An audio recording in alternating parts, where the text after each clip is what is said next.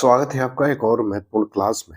यदि आप TGT, PGT, UPHSC, NET, BPSC, JIC, GDC इन परीक्षाओं की तैयारी कर रहे हैं तो यह क्लास आपके लिए बहुत महत्वपूर्ण है।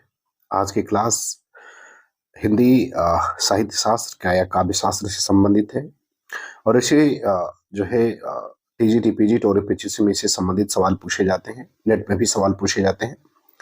तो यदि आप चैनल पर पहली बार हैं तो आप इसको सब्सक्राइब कर लें। यदि आपने सब्सक्राइब किया है तो आप वीडियो को लाइक जरूर करें। तो चलिए शुरू करते हैं आज की एक और महत्वपूर्ण क्लास।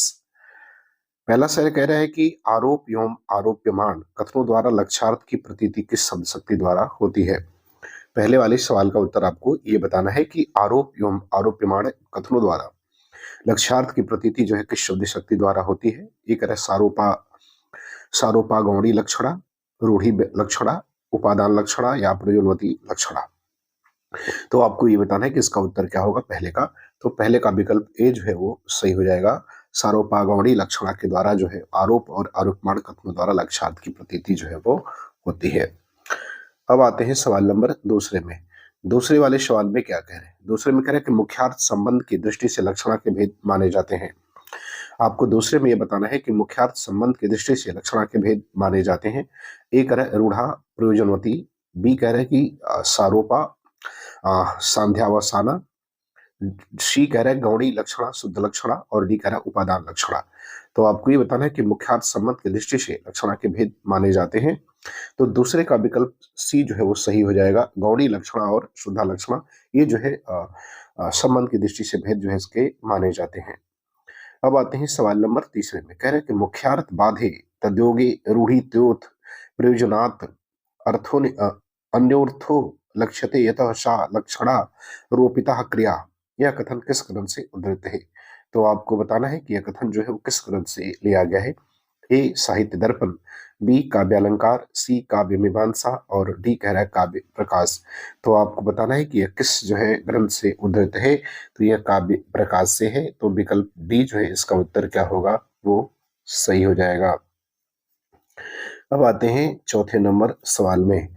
चौथे नंबर में कह रहे हैं कि लक्ष्यार्थ के वृत्त में मुख्यार्थ के ग्रहण और अग्रहण की दृष्टि से लक्षणा शब्दशक्ति के भेद हैं।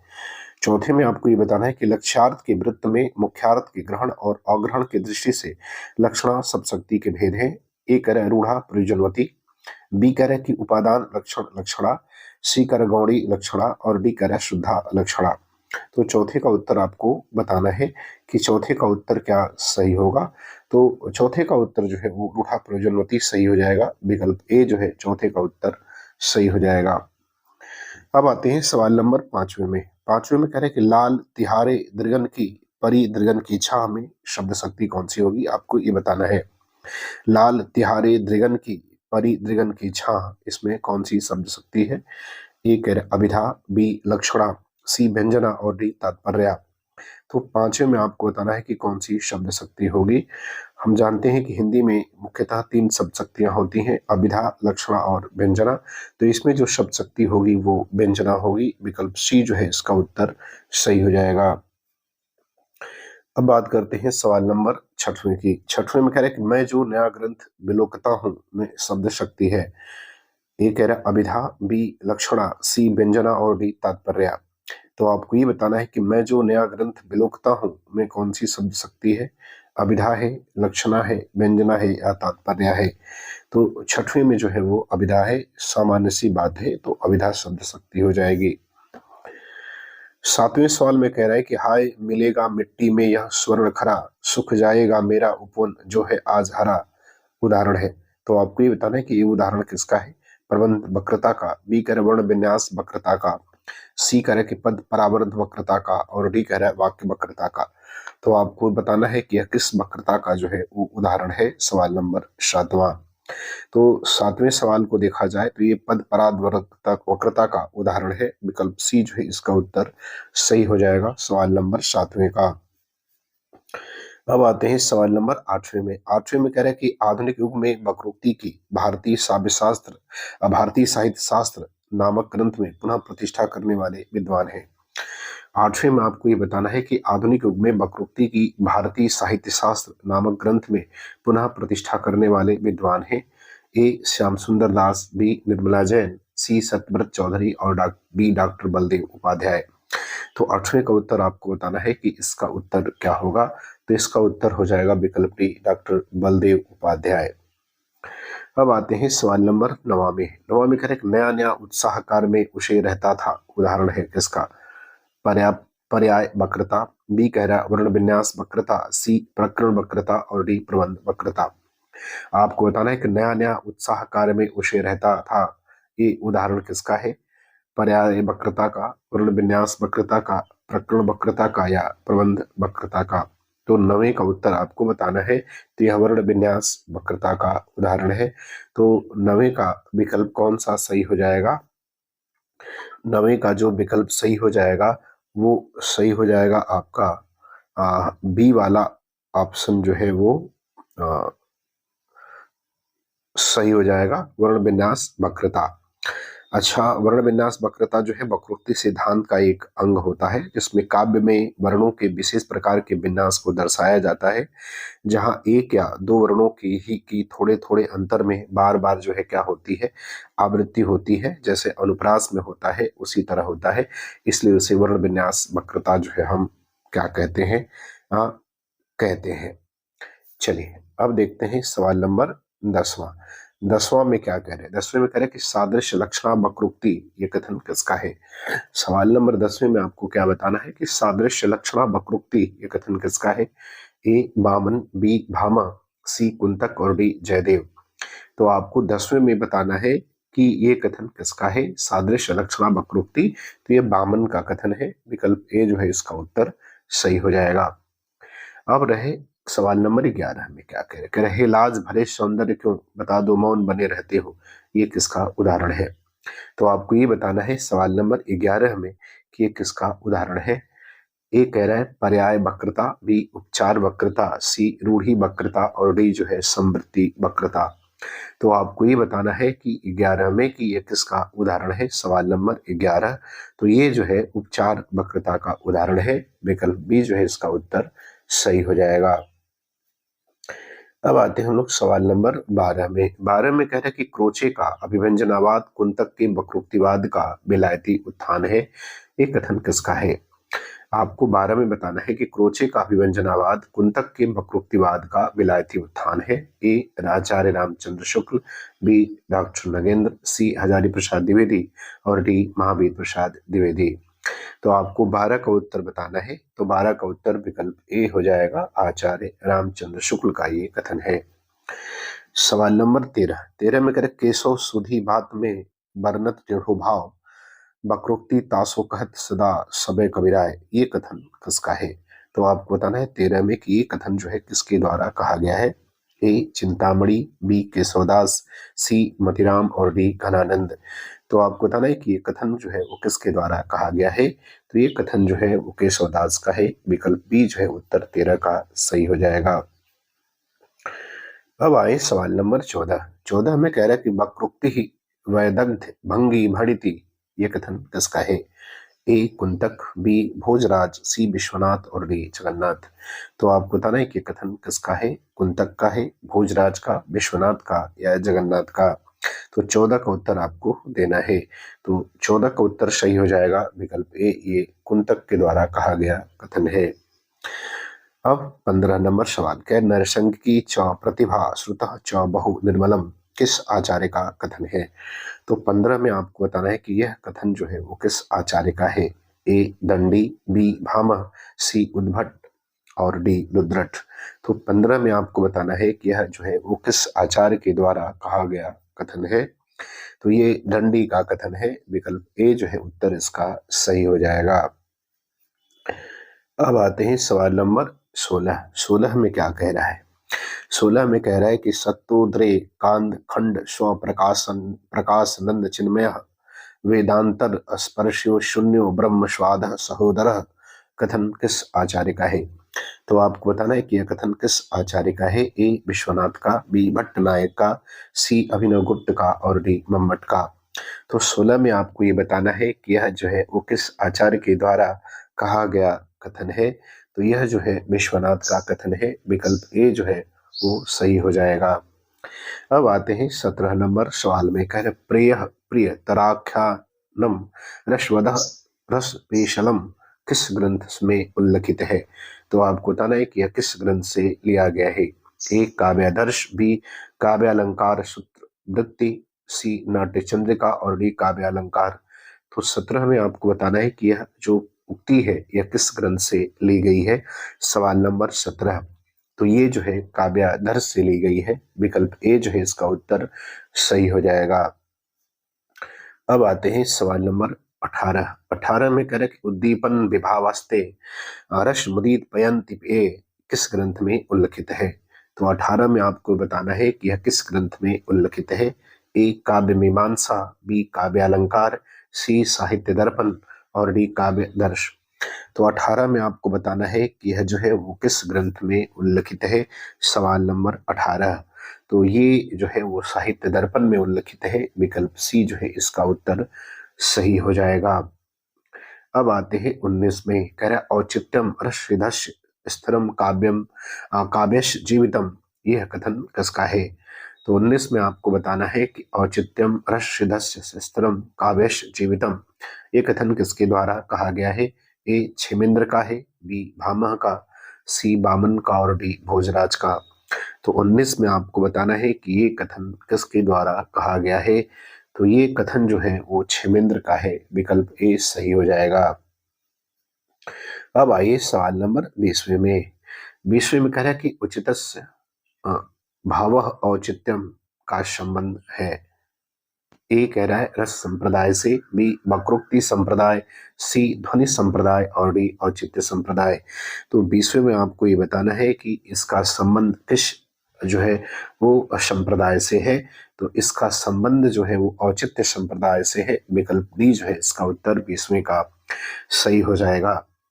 अब सवाल नंबर 21 में कह रहा है कि औचित्य शब्द का प्रथम काव्यशास्त्री प्रयोग करने वाले प्रथम आचार्य हैं। 21 में आपको ये बताना है कि औचित्य शब्द का प्रथम काव्यशास्त्री प्रयोग करने वाले प्रथम आचार्य कौन है। ए रुद्रट, बी आनंदवर्धन, सी भट्टनायक और डी क्षेमेंद्र। तो 21 में आपको बताना है कि औचित्य शब्द का पहले काव्यशास्त्री प्रयोग किसने किया था। तो क्षेमेंद्र ने किया है। विकल्प डी जो है 21 का उत्तर सही हो जाएगा।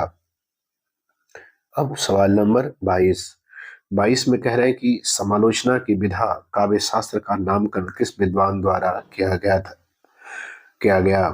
22 में आपको बताना है कि समालोचना की विधा काव्य शास्त्र का नामकरण किस विद्वान द्वारा किया गया। ए राजशेखर, बी भोजराज, सी रुयक, डी विश्वनाथ। तो 22 का उत्तर आपको बताना है कि किसके द्वारा किया गया था। तो ये भोजराज के द्वारा। विकल्प बी जो है इसका उत्तर क्या होगा, सही हो जाएगा सवाल नंबर 22 का। अब आते हैं सवाल नंबर 23 में। 23 में कह रहा है कि समालोचना की विधा काव्यशास्त्र के नामकरण का सही क्रम है। तो आपको ये बताना है कि समालोचना की विधा काव्यशास्त्र के नामकरण का सही क्रम क्या है। ए काव्यशास्त्र, अलंकार शास्त्र, क्रियाकल्प, साहित्य शास्त्र, सौंदर्य शास्त्र। बी कह रहा है साहित्य शास्त्र, काव्य शास्त्र, अलंकार शास्त्र, क्रियाकल्प, सौंदर्य शास्त्र। सी कह रहा है क्रियाकल्प, काव्य शास्त्र, अलंकार शास्त्र, साहित्य शास्त्र, सौंदर्य शास्त्र। और डी कह रहा है कि अलंकार शास्त्र, सौंदर्य शास्त्र, क्रियाकल्प, साहित्य शास्त्र और काव्य शास्त्र। तो आपको काव्य शास्त्र के नामकरण का सही क्रम बताना है। तो इसका सही क्रम विकल्प डी हो जाएगा। अलंकार शास्त्र, सौंदर्य शास्त्र, क्रियाकल्प, साहित्य शास्त्र और काव्य शास्त्र। सवाल नंबर 24 पर आते हैं। 24 में कह रहा है कि रीति को रस की उपकारक अर्थात उसका साधन मात्र मानने वाले आचार्य नहीं है। 24 में बताना है कि रीति को रस की उपकारक अर्थात उसका साधन मात्र मानने वाले आचार्य नहीं है। ए आनंदवर्धन, बी मम्मट, सी राजशेखर और डी विश्वनाथ। तो आपको 24 में उत्तर बताना है कि 24 का उत्तर जो है वो क्या सही होगा। तो 24 का उत्तर विकल्प सी सही हो जाएगा, राजशेखर। अब आते हैं सवाल नंबर 25 में। कह रहा है कि कौन सी रीति को ग्राम्या भी कहा जाता है। 25 में आपको बताना है कि कौन सी रीति को ग्राम्या भी कहा जाता है। ए वैदर्भी, बी गौड़ी, सी पांचाली और डी लाटी। तो 25 में आपको बताना है कि किसे जो है वो ग्राम्य भी कहते हैं। तो इस पंचाली को कहा जाता है। विकल्प सी जो है उत्तर सही हो जाएगा 25 का। अब आते हैं सवाल नंबर 26 में। 26 में कह रहा है कि आनंदवर्धन के आधार पर माधुर्य गुण में चित्त दीप्ति, योज गुण और चित्त दीप्ति और प्रसाद गुण में चित्त व्याप्ति कौन मानते हैं? ए भोजराज, बी जगन्नाथ, सी विश्वनाथ और डी मम्मट।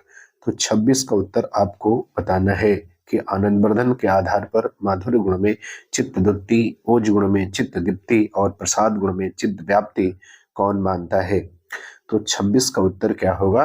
तो 26 का विकल्प डी सही हो जाएगा, मम्मट इसका उत्तर सही होगा। अब आते हैं सवाल नंबर 27। 27 में कह रहा है कि असंगत कथन का चयन कीजिए। तो इसमें से जो असंगत है उसका चयन करना है। ए कह रहा है भरत मुनि ने रस और भाव का विवेचन नाट्य शास्त्र के षष्ठ और सप्तम अध्याय में किया है। बी कह रहा है कि भामह ने काव्य रस की बात करते हुए रस को अलंकार और विभाव को रस माना। सी कह रहा है कि दंडी ने माधुर्य गुण को रस का पर्यायवाची माना और अलंकारों का ध्येय काव्य को रसमय करना स्वीकार किया। और डी कह रहा है कि रुद्रट ने पूर्ववर्ती अलंकारवादी आचार्यों के दृष्टिकोण को स्वीकृत करते हुए इसको अलंकार में अंतर्भूत किया। तो आपको बताना है कि कौन सा इसमें से कथन जो है वो असंगत है। तो इसमें जो असंगत है वो विकल्प डी जो है वो असंगत है, बाकी सभी संगत है। अब आते हैं सवाल नंबर 28 में। 28 में कह रहा है कि किस आचार्य ने रस को ध्वनि के एक भेद असंख्य लक्ष्य क्रम व्यंग ध्वनि में स्थान दिया? ए आनंदवर्धन, बी मम्मट, सी विश्वनाथ और डी जगन्नाथ। तो 28 का उत्तर आपको बताना है कि 28 का उत्तर क्या सही होगा। तो 28 का उत्तर जो है वो विकल्प डी सही हो जाएगा, जगन्नाथ उत्तर सही होगा। अब आते हैं सवाल नंबर 29 में। 29 में क्या कह रहा है? 29 में कह रहा है कि निम्नलिखित में से कौन से अनुभाव को अत्यंश जो है वो कहा जाता है? आपको बताना है कि किस अनुभाव को जो है अत्यंश जो है वो कहा जाता है। ए कह रहा है सात्विक, बी कह रहा है आहारी, सी कह रहा है आंगिक और डी कह रहा है वाचिक। तो 29 का उत्तर आपको बताना है कि 29 में उत्तर क्या जो है वो सही हो जाएगा। तो 29 का जो उत्तर सही होगा वो विकल्प बी जो है वो सही हो जाएगा, आहारी इसमें उत्तर सही होगा। अब आते हैं सवाल नंबर अपने 30वें पर। 30वें में क्या कह रहा है? कह रहा है कि लोक वृत्तानुकरणम नाट्य में तन्मया कृतम, यह कथन किस आचार्य का है? तो आपको बताना है 30 में कि यह कथन किस आचार्य के द्वारा कहा गया है। ए भरत, बी अभिनव गुप्त, सी धनंजय और डी रामचंद्र गुणचंद। तो 30 में बताना है आपको कि यह कथन जो है वो किसके द्वारा कहा गया है। तो ये कथन जो है धनंजय का है, विकल्प सी उत्तर इसका सही हो जाएगा। 31 में कह रहा है कि काव्यम तू जायते जात कस्यचित प्रतिभावतम, यह उक्ति किस आचार्य की है? तो 31 में बताना है कि यह उक्ति जो है वो किस आचार्य के द्वारा कही गई है। ए भामा, बी दंडी, सी उद्भट और डी मम्मट। तो 31 में आपको बताना है कि यह उक्ति जो है वो किसके द्वारा कही गई है। तो यह भामा की है, विकल्प ए जो है इसका उत्तर सही हो जाएगा। अब आते हैं सवाल नंबर 32 में। 32 में कह रहा है कि औचित्यम रस्य धस्य स्थिरम काव्यस जीवितम, यह उक्ति किस आचार्य की है? तो आपको ये बताना है कि यह जो है वो किस आचार्य की उक्ति है। ए आनंदवर्धन, बी मम्मट, सी क्षेमेंद्र और डी विश्वनाथ। तो आपको बताना है कि यह उक्ति जो है वो किस आचार्य के द्वारा कही गई है। विकल्प ए आनंदवर्धन, बी मम्मट, सी क्षेमेंद्र और डी विश्वनाथ। तो 32 का उत्तर विकल्प ए हो जाएगा, ये आनंदवर्धन की उक्ति है। अब आते हैं सवाल नंबर 33। 33 में कह रहा है कि एवं क्रम हेतु मभिधाय रस विषयम लक्षण सूत्र माह माह, यह रस संबंधी सूत्र किस आचार्य का है? तो 33 में आपको बताना है कि यह रस संबंधी सूत्र जो है वो किसका है। ए भरत मुनि, बी आनंदवर्धन, सी अभिनव गुप्त और डी हेमचंद। तो 33 का उत्तर आपको बताना है कि रस संबंधी यह सूत्र किस आचार्य का है। तो यह अभिनव गुप्त का है, विकल्प सी उत्तर इसका सही हो जाएगा। अब आते हैं सवाल नंबर 34 में। कह रहे काव्य दोष की परिभाषा इनमें से सबसे पहले किसने दी? 34 में आपको ये बताना है कि काव्य दोष की परिभाषा इनमें से सबसे पहले किसने दी। ए दंडी, बी भामा, सी वामन और डी आनंदवर्धन। जो 34 में आपको बताना है कि सबसे पहले जो है काव्य दोष की परिभाषा किसने दी थी, तो वामन ने दी। विकल्प सी जो है उत्तर सही हो जाएगा। अब आते हैं सवाल नंबर 35 में। 35 में कह रहा है कि कंकड़ कोणित रणित नुपुर थे, हिलते थे छाती पर हार, मुखरित था कलरव गीतों में, स्वरलय का होता विसार। विछुड़े तेरे शब आलिंगन, पुलक स्पर्श का पता नहीं, मधुमय चुंबन कातरताएं आज न मुख को सता रही। उपयुक्त काव्य पंक्तियों में कौन सा काव्य दोष लक्षित हो रहा है, तो आपको ये बताना है कि इसमें कौन सा काव्य दोष जो है वो लक्षित हो रहा है। ए काल दोष, बी वचन दोष, सी लिंग दोष और डी चित्त संस्कृत दोष। तो 35 में आपको बताना है कि कौन सा काव्य दोष लक्षित हो रहा है, तो इसमें चित्त संस्कृत दोष लक्षित हो रहा है। विकल्प डी जो है उत्तर 35 का सही हो जाएगा। अब आते हैं सवाल नंबर 36 पर। कह रहे काव्यदर्श के रचनाकार निम्नलिखित में से कौन है। आपको ये बताना है कि काव्यदर्श जो है वो किसकी कृति है। ए माघ, बी भास, सी भवभूति और डी दंडे। तो आपको ये बताना है कि काव्यदर्श के रचनाकार निम्नलिखित में से कौन है। तो 36 का उत्तर आपको बताना है। तो 36 का उत्तर क्या हो जाएगा, 36 का उत्तर हो जाएगा विकल्प डी, यह दंडी की कृति है।